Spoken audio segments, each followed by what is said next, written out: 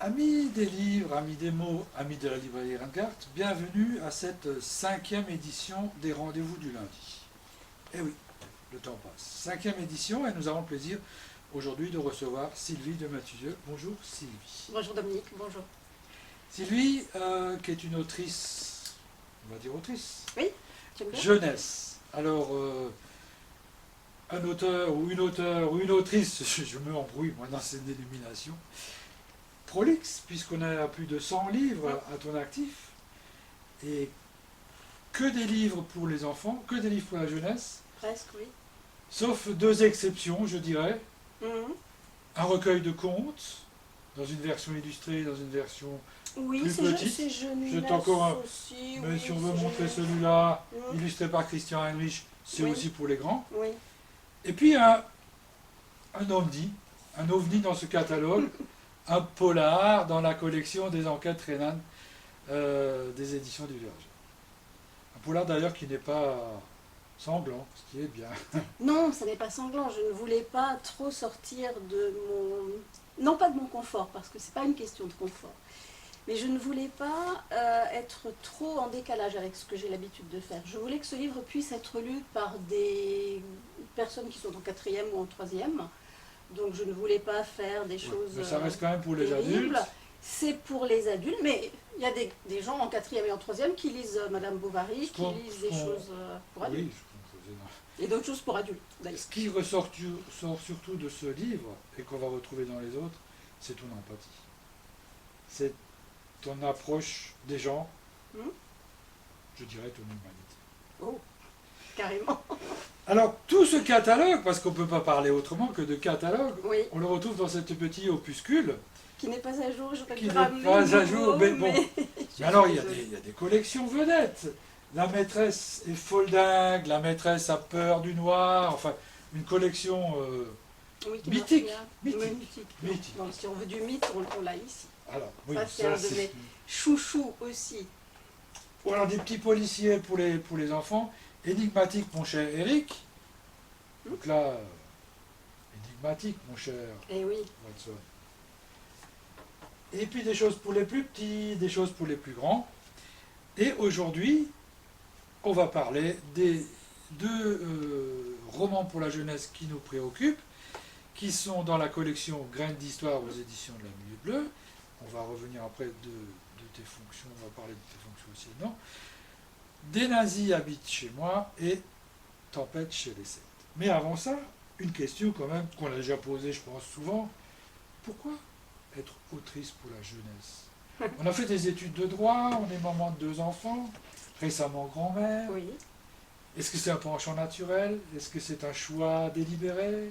Alors, à l'origine, je n'avais pas du tout l'intention d'écrire pour la jeunesse. Je veux écrire depuis que je sais écrire, je veux écrire des histoires. Ça, c'est une chose qui est vraie, que je dis souvent, mais c'est la vérité. Et dans un premier temps, j'ai voulu devenir Stephen King ou rien. Ah oui, Et carrément. puis, oui, c'était ça. Et après, un soir de babysitting, parce que je faisais du babysitting quand j'étais jeune fille, j'ai lu un livre à des enfants que je gardais, c'était Mathieu et Pauline. Je me souviens très bien de Mathieu et Pauline qui habitent dans l'immeuble dans lequel j'habite maintenant, qui habitaient à l'époque là-bas. Donc je faisais du babysitting dans la maison où j'habite maintenant.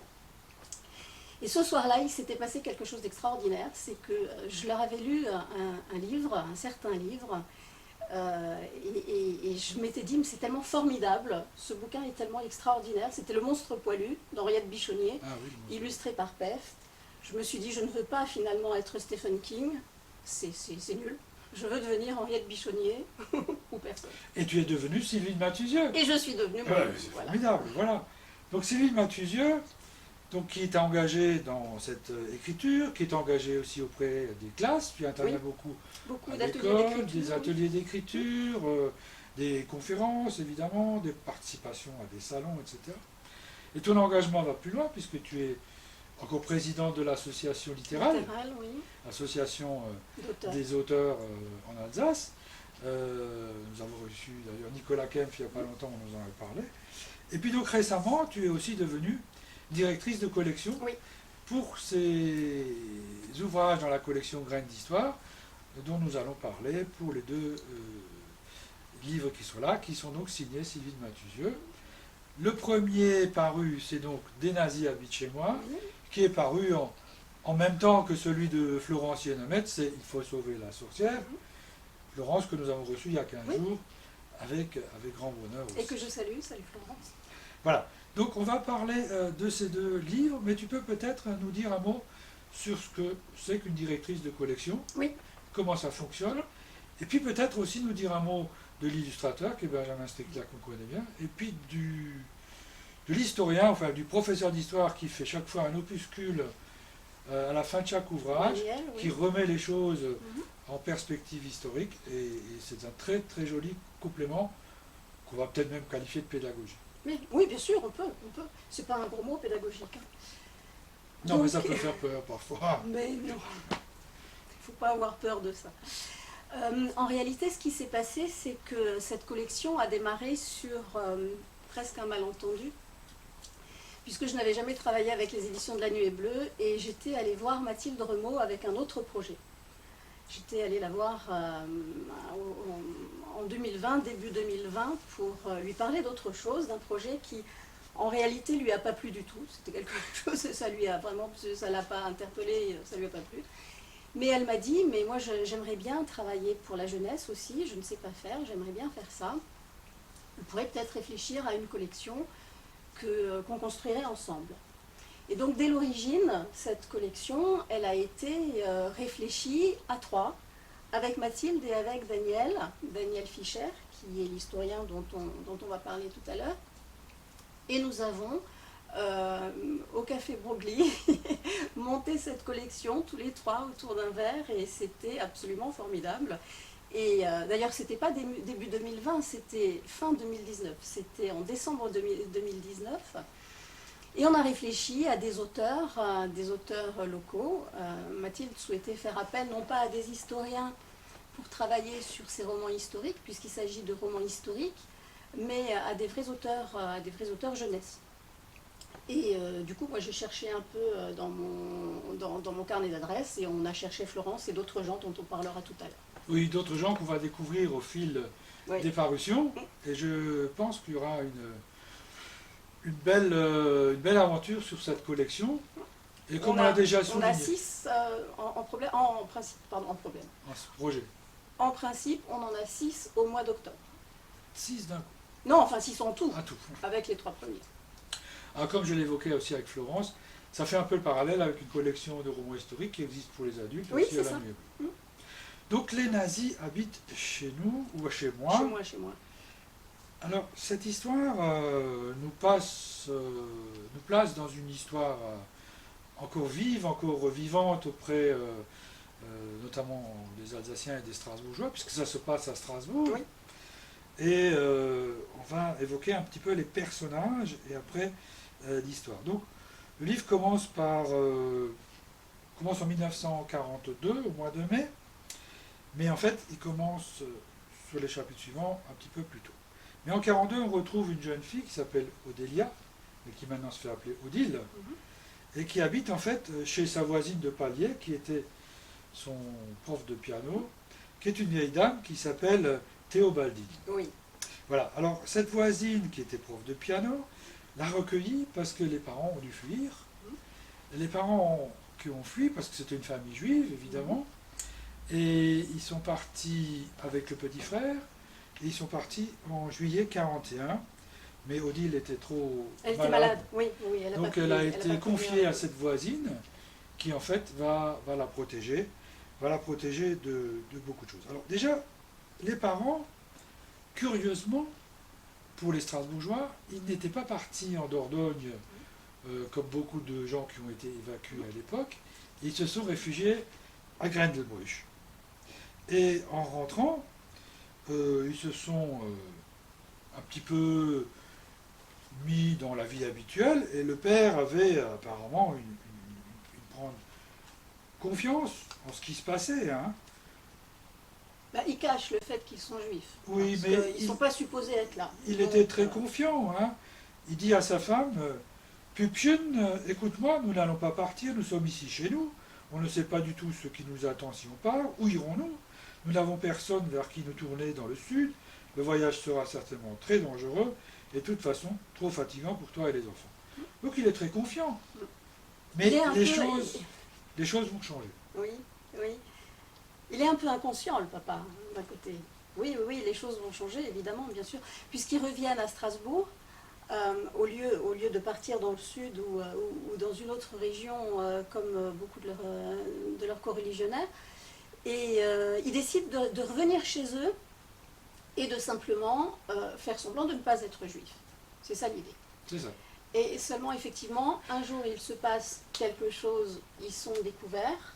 Je pense Oui, qu'on peut dire ils que rentrent chez eux, la on porte leur- est taguée, voilà, la porte Juden. est taguée. Je ne sais pas si on disait Oui, taguée à à l'époque, on l'époque. disait peut-être pas ça. Mais en tout cas, ils ont la trouille de leur vie, parce que quand même, c'est une situation qui est extrêmement, extrêmement tragique. Et la gamine est malade, ils organisent en catastrophe leur départ, la mouflette est malade, elle ne peut pas partir. On part du principe que la voisine, qui est une amie, va la garder quelques jours, et ces quelques jours vont s'éterniser, bien sûr, puisqu'on n'arrivera pas tout de suite à la faire rejoindre ses parents et son petit frère. Alors la voisine est une amie, enfin on n'est pas tellement persuadé, ils la connaissent, mais sans plus. C'était sa prof de piano aussi. Mais c'était sa Elle la prof veut de grandir, piano, elle voilà. l'aime beaucoup. Mais elle se prend d'affection pour la petite Odile, et Odile va apprendre à l'appeler Tantine, tante Théobaldine. Elle va apprendre des rites chrétiens, etc. Et ils vont faire très très très attention au risque de faire des gestes qui parfois peuvent être déplacés ou qui peuvent trahir. Ainsi notamment, quand arrive dans cet appartement qui est vacant, qui était le sien, une famille allemande, Et pas n'importe laquelle. des gens qui s'appellent Müller, Mhm. qui sont des gens dont le père a une conviction nazie forte. Oui. La mère est harpiste, donc on retrouve un peu la musique. Oui, enfin, elle est spéciale, la mère, un peu. Hein, un peu. Mais oui, mais ce sont quand même des gens qui sont, comment dirais-je, qui vont fréquenter. Ils vont même souvent être invités chez eux, Oui. ils vont partager des choses. Et là, il se passe des petits trucs parce que elles risquent de se trahir. Alors, je crois qu'il faut préciser elles font, Théobaldine et Odélia, qui est devenue Odile, se cachent dans l'antre même du loup et font semblant d'être amis avec leurs voisins. Bien Ils sûr. ne sont pas amis, mais Voilà. la meilleure cachette, c'est d'être juste sous le nez de son ennemi. Et c'est la raison pour laquelle, d'ailleurs, ça pose un problème à Odélia qui a du mal à se positionner par rapport à ça. Est-ce qu'on n'est pas un peu vraiment copains avec eux finalement? Eh ben non, on l'est pas, on fait semblant. Oui, c'est sûr. Et le danger vient aussi de ça, Oui. du fait qu'on est trop près. Alors il y a un épisode qui est assez savoureux, c'est une histoire de bougie. Oui.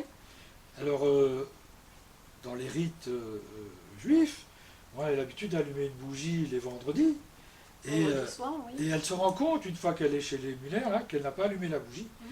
Donc elle fait tout pour essayer d'allumer la bougie. Et elle s'adresse à Frau Müller. Quelle belle bougie dorée sur le buffet, m'autorisez-vous à l'allumer? Alors là, il se passe une espèce de temps mort. On se dit, mais pourquoi? Et alors le père, il fait, eh bien, mademoiselle Odile, qu'est-ce que c'est que cette fantaisie? Voulez-vous mettre le feu à la maison? Et très vite, Théobaldine rattrape le coup en disant qu'elle a envie de jouer avec le feu. Enfin, Oui, voilà. oui, oui. Un peu pyromane sur les bords. Et d'un oui. autre côté aussi, elle risque de se trahir parce qu'elle connaît l'appartement. Oui, bien sûr. Il y a un moment, là, une des portes des placards de la cuisine qui est coincée. Et la gamine réussit, bien sûr, parce qu'elle connaît cette cuisine, elle connaît cette porte de placard qui se coince et elle sait la débloquer. Et de cette façon-là, on peut effectivement se trahir très facilement. Et les conséquences, les enjeux sont tellement importants que ça peut être dramatique. Oui, donc sur ces faits, il décide de partir Mm. en profitant de la visite de la fille de Théobaldine qui Il ne faut pas tout raconter. Hein. Non, non, bien sûr que non. Mais ils vont aller à Autrotte où la fille de Théobaldine C'est habite. ça, oui. Et à Autrotte, il y a une autre famille que Odile va découvrir, dont un garçon qui s'appelle Marcus, Mm. qui va l'emmener un petit peu dans les bois, etc. Et qui va l'emmener aussi voir des gens qui sont peut-être un peu dans la résistance, qui font passer les gens au-delà de la frontière, etc. Mais il ne faut pas oublier qu'on n'est pas loin de Schirmeck et qu'on a aussi des rumeurs qui arrivent jusque-là. Donc évidemment, on ne va pas parler plus de ce qui va se passer, mais à un moment donné, il faudra prendre une décision et d'aller fuir plus loin et essayer de passer la On peut frontière. peut-être dire un mot d'Hélène.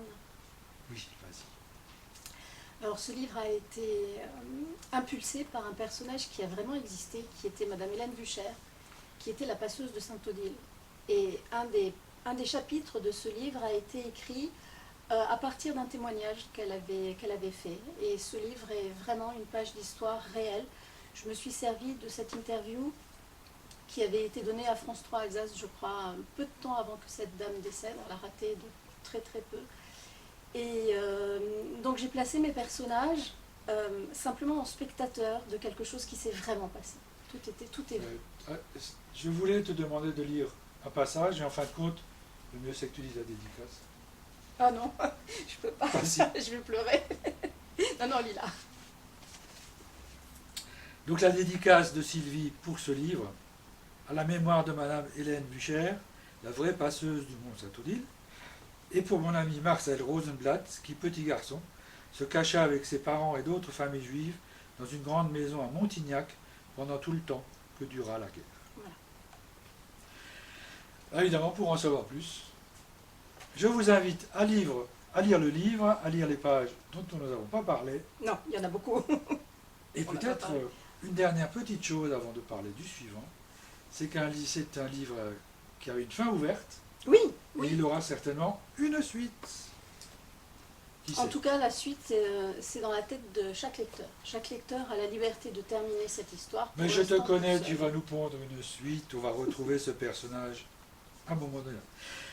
Alors le deuxième, Tempête chez les Celtes, alors là on fait un bond Dans le passé. de 2400 ans, puisqu'on Oui. se retrouve entre 300 moins 400 avant Jésus-Christ, et on va suivre les aventures d'un petit garçon qui s'appelle Aristide, qui est un jeune grec, qui fuit avec son père de la Grèce à travers toute l'Europe de l'Est, qu'on va appeler aujourd'hui un peu l'Europe de l'Est, Oui, et atterrir sur les bords du Rhin, en pleine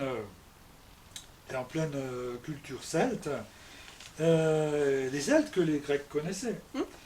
Alors on a des personnages qui sont à ce départ de cette aventure. On a Aristide, donc il y a à peu près quoi, 9-10 ans. oui, c'est comme ça. On a Calixte, le père, qui est un personnage en vue, mais Ouais, c'est un général de l'armée. qui va avoir des soucis, Oui. et il va devoir fuir. Et Sa vie n'est pas un long fleuve tranquille. voilà.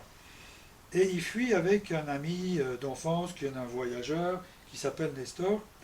Et ils vont malheureusement être attaqués par des Par soldats, des des vilains. vilains, Les voix ne sont pas sûres. et qu'on va soupçonner être des Étrusques. Alors moi j'ai découvert le fait que les Étrusques étaient un peu des trousseurs de voyageurs, Pas forcément, hein. mais Il peut y c'était... en avoir. Il devait y en avoir. Enfin, c'est une population qui vivait au nord de l'Italie, Oui, hein, voilà, qui avait une civilisation très développée. On va retrouver les Celtes aussi avec une civilisation très développée, oui, très différente. qu'on va découvrir. Et alors, Aristide se réveille au pied d'un menhir, et il va être réveillé par Élancia, qui est le personnage principal. Oui. Alors, qui est Élancia? C'est une prêtresse. Et comme Hélène tout à l'heure, dont on parlait pour le premier volume de cette collection, ce personnage a vraiment existé. Il y a du côté de Sarreguemines un parc archéologique qui s'appelle Bliesbrück-Rheinheim, où on peut visiter la chambre funéraire d'une femme extraordinaire qui a vécu 400 ans avant notre ère et qui était manifestement une femme de pouvoir. C'est Et la on s'est dame servi de de Rheinheim. on s'est servi de cette dame de Rheinheim pour imaginer le personnage d'Élantia. Alors effectivement, ce n'est pas elle, mais ça pourrait être elle. Oui, mais quand même. Donc ça va nous permettre de découvrir ce village, cette culture, ce fonctionnement sociétal des Celtes. On va y croiser d'autres personnages, le druide Drutalox, qui est aussi l'oncle d'Élancia, qui a une certaine jalousie, enfin comment on disait.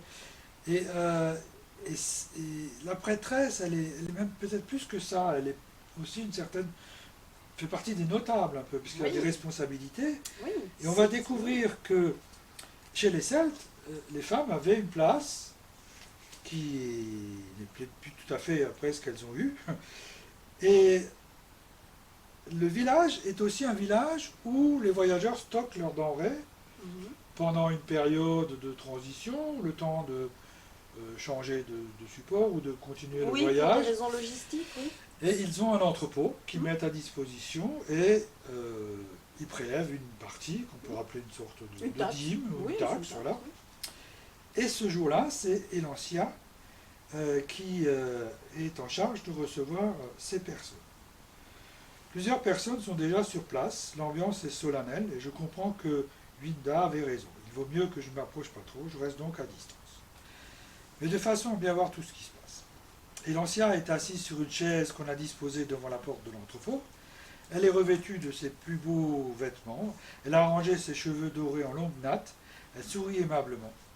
Deux hommes sont debout devant elle, légèrement inclinés. Leurs habits de cuir très fins sont ornés de fourrure. Ils ont les cheveux longs, les yeux très clairs et des pommettes hautes. Leur peau est toute ridée et tannée par le soleil. Un petit coffre en bois est posé à leurs pieds. Quoi, qu'est-ce que c'est? Leur précieuse cargaison. Alors c'est une cargaison d'ambre. Et on sait que l'ambre De la Baltique. est quelque chose de très cher et très convoité à l'époque et qu'on collectait le long du Rhin. Donc voilà, donc cette position de la femme me paraît extrêmement intéressante dans ce livre, à travers ce personnage. Elle est historiquement exacte, puisque à l'époque, un tiers des chefs de tribu étaient des femmes. Voilà. C'est avéré. Donc là,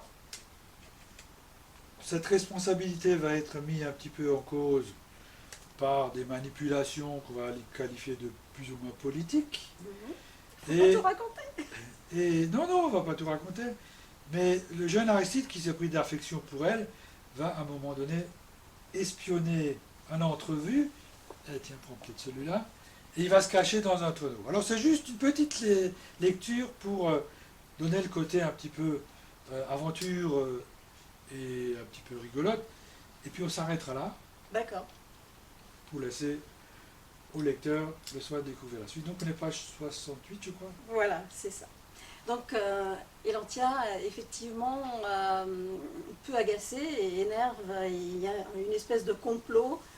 Et Aristide, qu'on surnomme Harry, espionne parce qu'il se rend compte qu'il se passe quelque chose et que sa protectrice est en danger. Et après, ne risquerait-elle pas de vouloir se venger si... Je t'assure qu'elle ne se souviendrait de rien. C'est tentant. Et que voudrais-tu en échange de ce filtre merveilleux? Nous verrons bien, le moment venu. Je suis sûre qu'un jour ou l'autre, tu pourras me rendre un petit service, en toute amitié. D'accord. Donc là, ce sont les deux comploteurs qui Voilà. discutent. Brutalos ne dit plus rien. Il croise ses mains derrière sa nuque, le regard vague. Face à lui, l'Étrusque, qui me semblait n'être rien d'autre qu'un personnage aussi bête que brutal, ressemble maintenant à un démon. Je sens la sueur dégouliner dans mon dos. Mon cœur bat la chamade jusque dans mes oreilles et j'ai des fourmis dans les jambes à force de rester immobile, les fesses sur les talons dans ce parfum entêtant de cervoise. Il est caché dans un grand tonneau. Comble de l'horreur, un stupide moucheron s'est introduit dans mon tonneau et il volette sous mon nez. Ses allées et venues me chatouillent atrocement. C'est insupportable. Je serre les dents autant que je peux. Mes yeux se remplissent de larmes. Hélas, ce qui devait arriver arrive. J'éternue. Dans Voilà. ce qui me semble être un fracas de tonnerre. L'Étrusque fronce les sourcils. Tu as entendu? Voilà. Donc on reste quand même dans des aventures d'enfants, Oui, bien sûr. au milieu de manigances d'adultes. Et là aussi, les lecteurs découvriront la suite en lisant Tempête chez les Celtes. Merci beaucoup Sylvie. Merci Dominique. À la prochaine émission dans 15 jours.